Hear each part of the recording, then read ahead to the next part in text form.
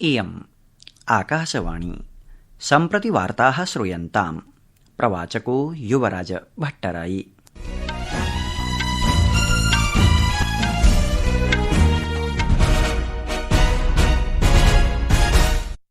आदौ मुख्यवार्ताः। प्रधानमन्त्रिणा श्रीमोदिना अद्य बिहारस्य मोतिहारी क्षेत्रे 200,700,कोटिरूप्यकतोऽपि अधिकमूल्ययुतानां नैकासां विकासपरियोजनानां कृतं लोकार्पणम्। प्रधानमन्त्रिणा अद्यापराह्ने पश्चिमबंगस्य दुर्गापुरे अपि 5,000,कोटिरूप्यकाणां विकासपरियोजनाः लोकार्पणपूर्वकं राष्ट्राय समर्पिताः। TRF इति ज रेजिस्टेंस फ्रंट इत्यस्य वैदेशिकातंकिगुल्मस्य विशेषरूपेण नामित वैश्विक आतंकवादिगुल्मत्वेन घोषणार्थम् अमेरिकादेशस्य निर्णयः भारतेन श्लाघितः। अद्य भारतीय नौसैन्यबलेन विशाखापत्तनम मध्ये स्वदेशे निर्मितस्य निस्तार उपकरणस्य नौसैन्यबले समावेशः कृतः। अपि च चतुरंग क्रीडायां भारतीय क्रीडकः grand master Arjuna Erigaisi Las Vegas नगरे फ्रीस्टाइल ग्रांड स्लैम क्रीडायाः उपान्त्यचक्रं प्रविष्टवान्। अथ वार्ताः विस्तरेण।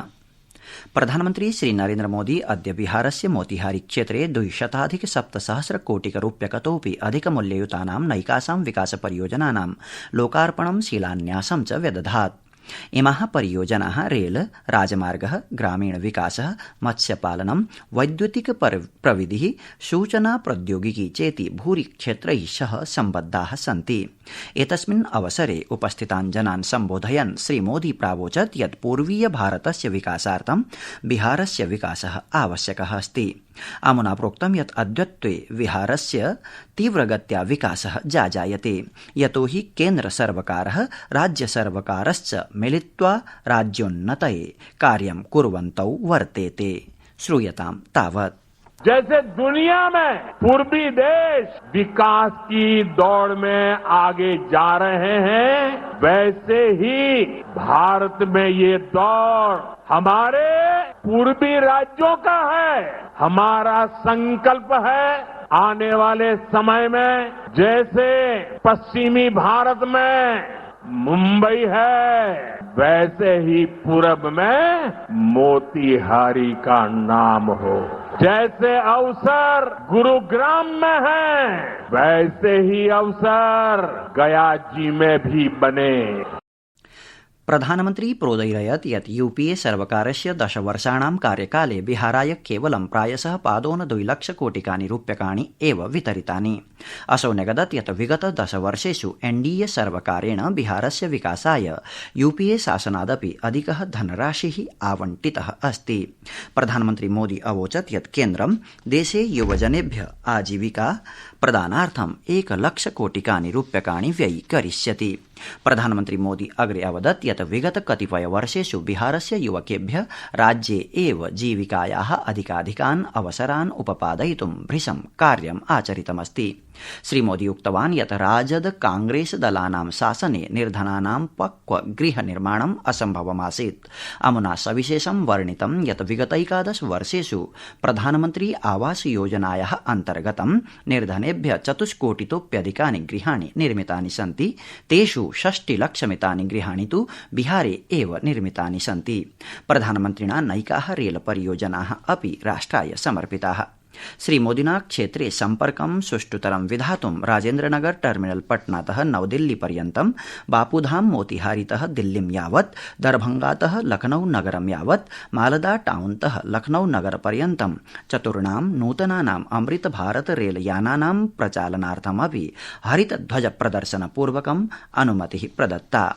प्रधानमन्त्री अवदत् यत् दीनदयाल अन्त्योदय योजना राष्ट्रिय ग्रामीण आजीविका मिशन इत्यस्य अन्तर्गतं बिहारे 61,000,000 अधिकेभ्यः स्वयं सहायता समूहेभ्यः चापि 400 रूप्यकाणि वितरितानि। अस्मिन् अवसरे श्रीमोदी 12,000,000 लाभार्थिनां गृहप्रवेशस्य शुभावसरे कतिपय लाभार्थिभ्यः गृहाणां कुञ्चिकाः अपि समार्पयत्। प्रधानमन्त्रिणा श्रीनरेन्द्रमोदिना अद्य अपराह्ने पश्चिमबंगस्य दुर्गापुरे 5,000 कोटिरूप्यकाणां नैकासां विकास परियोजनानाम् आधारशिला स्थापनम् उद्घाटनं राष्ट्राय समर्पणं च कृतम्। तत्र सभां सम्बोधयता प्रधानमन्त्रिणा उक्तं यत् एताः परियोजनाः प्रमुखतया क्षेत्रेषु जनसम्पर्कं संवर्धयिष्यन्ति। ये सारी परियोजनाएं यहाँ की कनेक्टिविटी को सशक्त करेगी, यहाँ gas based transport, gas based economy को बल मिलेगा। आज की परियोजनाओं से इस स्टील सिटी की पहचान और मजबूत होगी।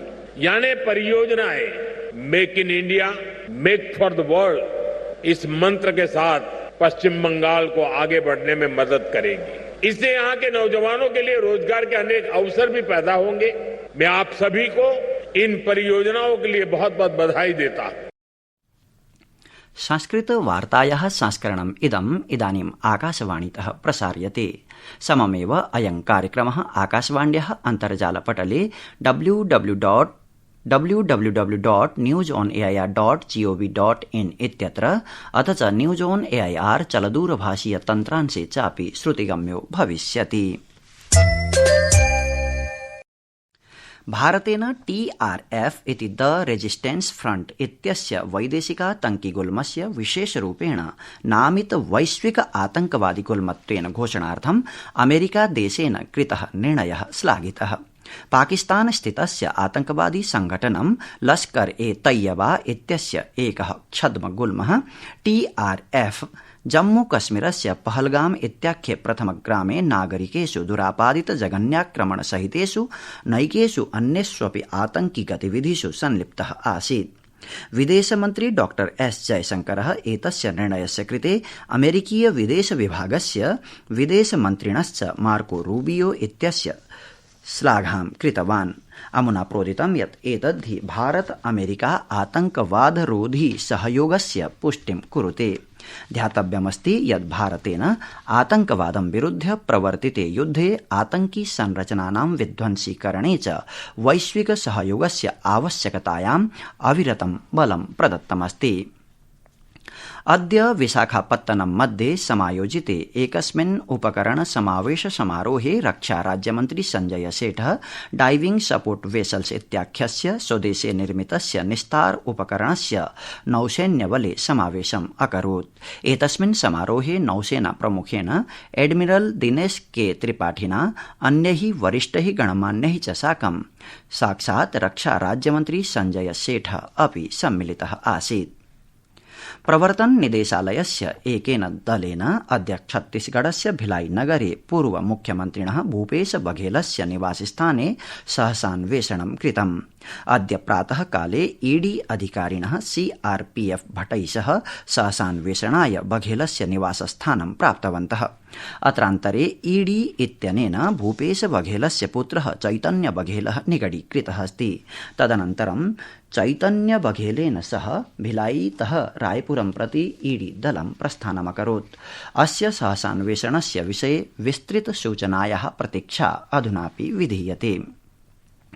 भारतस्य रचनात्मक अर्थव्यवस्थायाः महत्वपूर्णरीत्या संवर्धनं कुर्वन्तौ केन्द्रीय विद्युत सूचना प्रौद्योगिकी मन्त्री अश्विनी वैष्णवः महाराष्ट्रस्य मुख्यमन्त्री देवेन्द्र फडणवीस च संयुक्तरूपेण मुम्बईस्थिते NFDC परिसरे भारतीय रचनात्मक प्रौद्योगिकी संस्थानस्य IICT इत्यस्य प्रथम परिसरस्य उद्घाटनं कृतवन्तौ। यद्धि वैश्विक रचनात्मक प्रविधि परायाम् अर्थव्यवस्थायां भारतस्य क्षमता निर्माणस्य दिशि एकः महत्वपूर्णः पदक्षेपः अस्ति। उपस्थितं जनसमूहं सम्बोधयन् केन्द्रीय मन्त्री अश्विनी वैष्णवः युवजनानां सशक्तीकरण विषये रचनात्मक उद्योग विषये च सर्वकारस्य दृष्टिकोणे प्रकाशं क्षिप्तवान्। श्रूयताम तावत्। टेक्नोलॉजी आज की क्रिएटिव वर्ल्ड में जिस तरह से एक इंटीग्रल पार्ट बन चुकी है, उसमें बहुत जरूरी है कि हमारी क्रिएटिव इकोनॉमी में काम करने वाले जितने भी लोग हैं और जो इससे जुड़ना चाहते हैं, उन सबको हम नए स्किल्स दें, टेक्नोलॉजीज में ट्रेनिंग दें। चतुरंग क्रीडायां भारतीय क्रीडकः grand master Arjuna Erigaisi Las Vegas नगरे फ्री स्टाइल ग्रैंड स्लैम क्रीडायाः उपान्त्यचक्रं प्रविष्टवान् इति वार्ताः।